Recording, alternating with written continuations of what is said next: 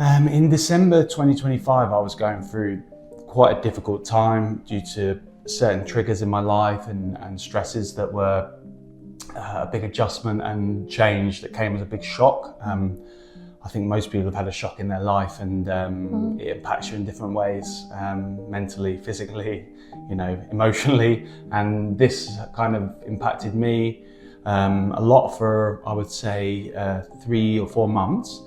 And then there was a big trigger as part of that. It was an investigation into me, and then there was a big trigger around that in December, and I was really, really unwell. I was worried for my own safety, and I'm married, and I was worried, that something may happen to me that I caused myself. And then ultimately, my wife was also expecting our first baby around 2 weeks later.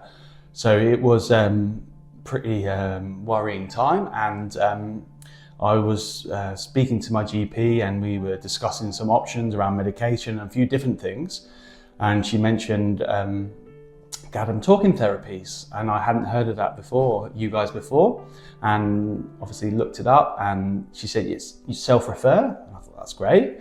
I self-referred, and my experience from then was just unbelievable. I'm not saying that because I'm on this camera. I'm not saying it because other people will hear it. I'm saying it because it's the truth.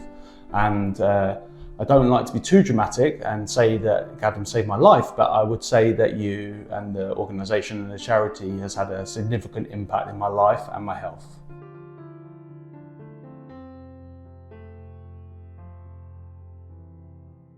Yeah, so I've tried a lot of different therapies in the past, hypnotherapy, cognitive behavioural therapy, a few different things. I know that these work very well for a lot of people, but I found that my mindset, I was quite easily distracted, and I found it quite difficult with those particular therapies in the past. I'd also tried just like self-therapy, so like, meditation and stuff like that, and I just struggled with the concentration. I subsequently found out a few months ago that I've had ADHD my whole life, which then gave me an explanation for why that was, and actually gave me a lot of peace because I could understand what was happening then, at least, and that gives you a bit of an understanding. But my friend had really, really terrible anxiety, and he couldn't leave the house, and he tried EMDR therapy, and that was amazing for me because it gave me that focus that I was struggling with other therapies, whilst also being able to communicate with the therapist, Kev, who was absolutely incredible. And it was kind of a bit like, I could describe it as a bit like meditation, a bit like hypnotherapy, and a bit like counselling, all rolled into one, but it kept my focus because of that physical element. Obviously every person's different, and they've all got their complexities, but I found it very helpful, and I would certainly recommend it to anyone. The differences for me as a result of EMDR therapy are that, I'm aware that my internal issues, most people will have issues of some kind, and I'm aware that mine, they don't just go away. It's learning how to manage them and to deal with them. And for me, it was, again, a bit like understanding my ADHD, understanding what's happening in my brain via EMDR and Kev's support and fantastic therapy, was that I knew what was happening now. That doesn't mean I can stop it, but I understood it, I understand it, and I can try to stop it. And then the techniques that I've learned by Kev have been brilliant because they've allowed me to try to be present in that moment and reflect and put some context in place that then hopefully helps me either get out of that thought pattern, or if I'm in a physical situation or an interaction where something's maybe upset me or angered me or something like that, then I can deal with it better. But one of the amazing things that I truly learned from the EMDR with Kev was that it feels like there's a wafer between sadness and anger.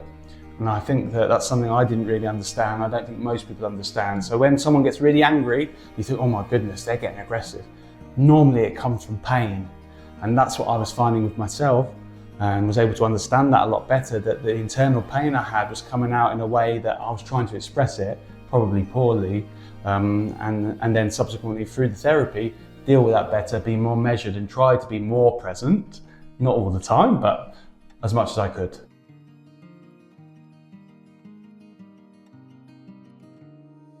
What would I say to someone wondering about accessing therapy? I would say very simply, what have you got to lose?